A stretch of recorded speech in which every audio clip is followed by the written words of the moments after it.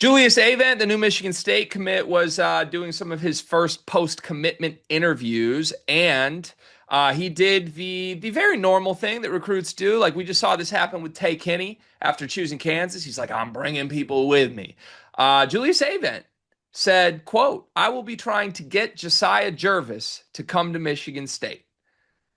Only one player named. It's Jasiah. These two have a little bit of a background together in basketball circles. So, big time boost, hopefully, for Michigan State to getting their number one priority target. As this quote came out of Avent saying he's going to do everything he can to get Jasiah, we're starting to get more clarity or maybe more confusion on the nature of Jasiah Jervis's recruitment. Behind the scenes, rumors are rumoring on exactly what is going on. And what has been matriculating is the fact, or the maybe it's not a fact, who knows? It's a rumor that there's a very high asking price from Jasiah Jervis's team, for lack of a better word, that has been floated to schools. And in one word or another, the expectation right now is it's Pitt and Michigan State battling it out, and that Pitt may be the school most willing to approach the asking price.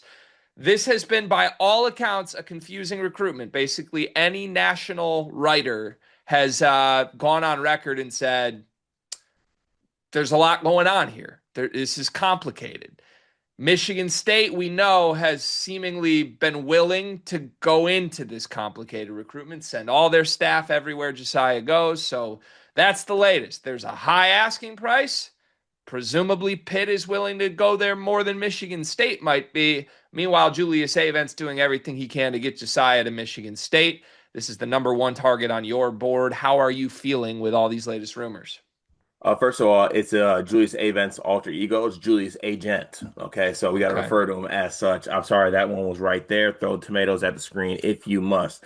Look, leading anytime Michigan State's in a recruitment like this, I don't start to feel as good as I usually feel, right? Like this is the first Jasiah Jervis video where I don't have a confident mind in me. I got a mind, like a mind, hopefully, because I just think that when it gets to a point, and this is me just being brutally honest about how this staff operates and how Coach Izzo is always going to operate. I feel like he's always going to have a certain threshold or a point that he's going to reach where he probably will walk away from anybody at a certain extent, right? And even at I could come on here and be like, you know what, if you want a kid this bad, go get him. So what if you overpay? That happens, right? Like, you know what happens when you overpay for people sometimes? You It get good doesn't matter. players. You get, yeah, also if you win and it gets you over the hump, no one talks about how you overpaid. They talk about how that Right. guy got you to a certain point. Now, I see both sides of the token here. I also look at it from a if I'm on the staff at Michigan State standpoint, why am I in a battle with Pitt? You know what I'm saying? Like I at a certain point, like yeah, I'll go head to head with somebody else, a worthy opponent. It's Pitt. I think that's the wrong way to look at it for Michigan State. I get the feeling behind that. I totally get the feeling behind it. But I think that's the like I think thinking I'll go to war with Indiana and Kansas for a bag hunting recruit is more imminent doom than going to war with Pitt for a Oh bag no, hunting I see. recruit. I'm not disagreeing with that, but I'm saying I feel like I'm putting myself. I feel like Saudi right now. You know what I'm saying? I feel like Yeah. T-Ted. I feel Yes. like they're saying this is like ego's not the right word, but something inside them and their mental makeup is like, I can't believe you want me to be in a battle with them.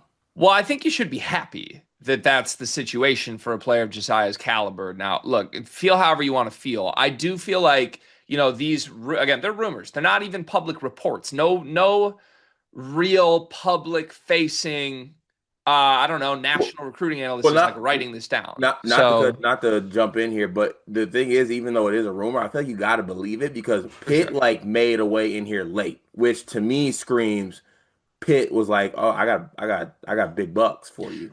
Yeah, to be clear, I think rumors are actually the most accurate reporting in recruiting sometimes. I think, Big rumors. well, that look, let's just call it what it is, right? Trilly has changed the entire way recruiting is covered. When Trilly gives intel behind a burner account that is never going to be tied back to a real person, it's sourced directly from schools. It's sourced directly from coaches and people in the recruitments. So he's getting accurate intel. When you go, and I don't mean to disrespect any of the national recruiting analysts, they're all incredible. They do great work. We cover all their work all the time. But there is a sense often that sometimes they're just writing articles to write articles, right? Like, here's your update, and there's no update. It's 7 schools are still in the mix, right? Mhm. So then the team specific sites always write the rosiest version for their team. So go on a Pitt recruiting site right now. They're going to say they love their chances for Jasiah. Go on a Michigan State recruiting site. They love their chances for Jasiah. So, like, honestly, rumors are often the most accurate intel on recruiting in the year of our Lord 2025.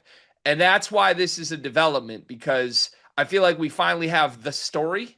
We've heard forever that Jasiah's recruitment is going to be confusing, complicated. Who knows? Who knows? It's pulled in different directions. I believe on record, the national people said Jasiah and the people involved in his recruitment all want him to go to different schools. That's complicated when you've got a parent and then an agent and then yourself all in like, you should go here, and they're all different answers. That's usually not good. That also usually means someone involved is driving up a price point. And for the first time here, we have intel in the form of rumors that that's what's going on. And now it's really interesting because you and I have been very clear about this. I think we still sit here today and feel the same about it. We love Jasiah Jervis. I mean, this is outside of Carlos Medlock, who you already got. This is my favorite guard prospect in the class. Do I think he's a top 3 kid in the class? No. But also, like, tell me if you think I'm wrong. We both have him as like a 5-star caliber player, Yeah. right? Like, Mhm. even though the recruiting services don't necessarily have him there, I don't think it's crazy to say he will end up delivering to the level of a top 20 player in this class. Dion, how's your job going? Beginning of the school year, everything's like a little up and down. One of the biggest issues we've had is we can't find any uniforms for our girls' sports teams. Mm, that's a difficult thing to find a solution for. I know damn well all about that because I got a daughter that just turned 2. She's into sports and she's already outgrowing every little piece of sports apparel she had. Thankfully, I know Clara Kate Creations. Clara Kate Creations was started by a former high school teacher who quit because it wasn't cost effective to send new twins and a 2-year-old to daycare. She found it easier to make girl sports apparel than finding it to buy. And I am so thankful that she exists because if we have an old shirt of Murph's that she's outgrown, we can send it in and she takes that piece of apparel that means something and upcycles it into an outfit that Murphy can now wear as she grows up. She makes great stuff. It's honestly kind of like your fullback's wife, Kyle Juszczyk. Is that how you say it? She does that. But honestly, I think Clara Kate's coming for Mrs. Juszczyk's job. I love that. I'm a big Juice guy, love his wife, love Claire Kate even more than both of them, though. You can send in your own custom ideas and she will come up with a design. She's just the best. Look up Clara Kate Creations on social media, Facebook, Instagram, and more. Right. And even outside of the whole ranking portion of it, it's something that you project on Michigan State's roster at that time. Right. Like that's I think people like to use the term like get you over the hump type player. That's a player you add to your roster with the veterans that'll be coming back, and that's like the talent level of the spot of the two that we haven't had in a good amount of time, right? Right. And you feel good about like that giving you like the goal to get Izzo to another Final Four before it's all said and done. I think that Jervis, along with like, Medlock and Avent, what you have coming back, maybe you get somebody else into that fold. Also, you Right. get Jervis that probably makes somebody else feel maybe even better about coming. You know what I'm saying? That's when you start forming like the class type things. It is a player that could get you back to the heights that you want to get to. And regardless of what his ranking is, Michigan State has prioritized him like he is their top priority. They Yep. have recruited this kid harder than anyone else in the class. And again, I'm on record. If Medlock and Jervis were together, that's my favorite recruiting backcourt ever.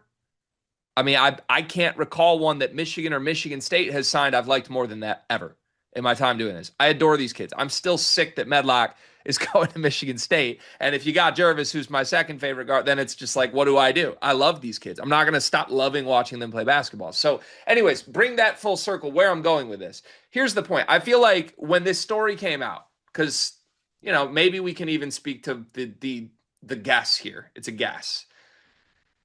The number being floated here is implied to be seven figures.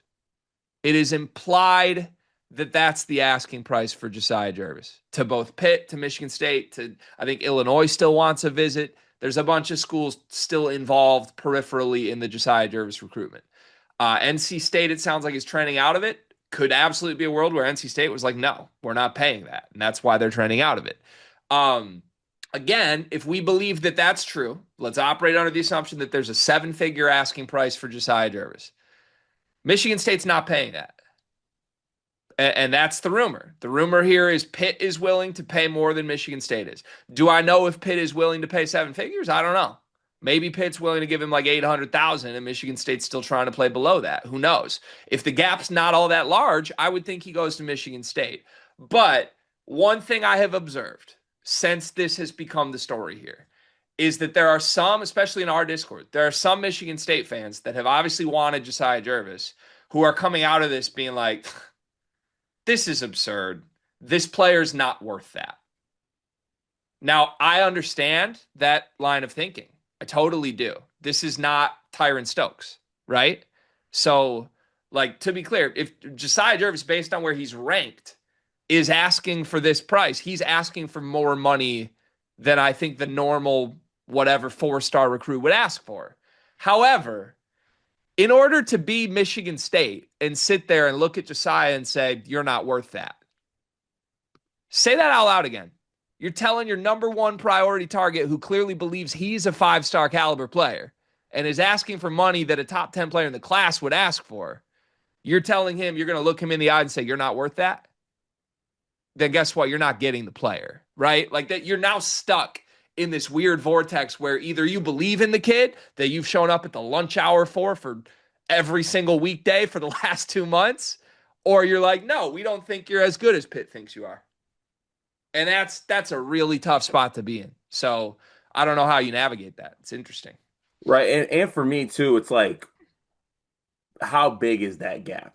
One only knows. Because to me, you can feel that way, but if let's say the gap's $150,000, I won't be able to be okay with the fact that somebody isn't willing to pay $150,000 more dollars to get Jasiah Jervis. Well, I'm gonna say, I want you to say that again. I thought you were talking from Jasiah's perspective.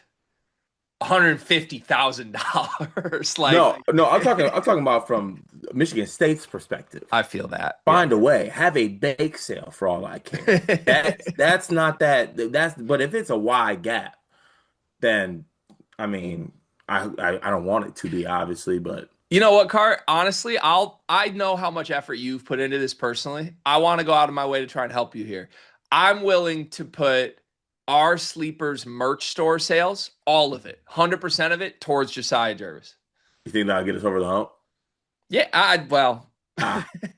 it might be just a little kicker you need, Just a little kicker. We know Jasiah listens to the show. He's messaged us before, so I don't know. Jasiah, tell us if all this intel is right or wrong. I don't know. I do have to say one thing though. Now I have to say this. I know. So I know. If I thought Michigan State was out of this recruitment, to be clear, I don't. I think you're right there. I am not going to be surprised if Michigan State lands Jasiah, if there's an upped offer, if just the relationship strings end up pulling this one out. I won't be surprised. I am not writing y'all out. But if I thought you were out of it, I would point out how hilarious it is that Michigan State entered the most complicated, messy recruiting camp recruit in the entire cycle and said, whatever, we'll just win it off of heartstrings. You know what, Sadi Doug, get over there. Get over there. Make sure when he gets out of chemistry class that you're right there 4 days a week, every single week. He doesn't care about money. He doesn't. He's a Spartan dog. Woof, woof. I would point out how funny it is and how much of a misread situation that was. Like, that's the kid you go all in on? You go all in on the kid that everyone agrees is a complicated, money-driven recruitment. But you think you're just going to get him off of relationship. You think it's always been that way though? I think it's a very complex situation because I think it's very possible that Jasiah is wired the right way and Mm. is not the one doing this. But there are people involved in his decision that are kind of taking him down the wrong path. Yeah, that's and thing is, like I think I came on here 3 weeks ago, or maybe like even a month ago. Also, I just realized every time I reference something I did in the past, I always go 3 weeks to a month. I gotta get actual time frames on this. Um, I said I love the approach at Michigan State. It works with recruits like this. Before it was kind of complicated that they go all in on one fish and put all these eggs in the basket, any term you want to use. But this is the downside of it when it gets murky. You know what I'm saying? Now, obviously, they're still in for other players, but I was under the impression that Jervis was the most gettable of the remaining targets. So, you know, not getting Jervis would hurt. It would be a misread by Izzo. Now, again, even if you do miss on Jervis and Adams and Taylor, not saying it's going to happen, I think it's still a great recruiting class. Like Medlock and Avent, and I would assume you get like Collingwood and maybe a couple other Plan B types. Like that's still a great recruiting class. So I am not criticizing the way Tom Izzo has recruited at all. But if you do miss on Jasiah, say this rumor is true. Say after being at every single Jasiah Jervis practice for 6 months, Jasiah is still like, "Hey Jeff Capel, what's the offer?" and goes to Pitt. That's just a misread on how winnable this recruitment was. Like clearly they thought relationship mattered, and that's recruiting. But to me, there's been red flags, right? With Jervis and Maximo Adams, there are some pretty obvious red flags of like maybe this kid's not going to choose the relationship. Mm. And I think Ethan Taylor is another one. Less so there, but there's clearly going to be huge offers for Ethan Taylor. And Michigan State's like, we can get these three. Time will tell how gettable they actually are, I guess. Yeah, look, I think we're in for something. I think we're in for the long haul here. Obviously, at this point, we're in. You know what I'm saying? Like you can't you put Can't all go this out. in that Yeah. you have no choice. So you're in this. And let's see what it comes down to. Maybe Julius Avent's recruiting pitch will seal the deal. I mean, there's a world where we could just take the event money and I think it's Julius Avent versus Jeff Capel's accountant right now. that's a battle I didn't know was gonna take place. Wash up, Will Wade.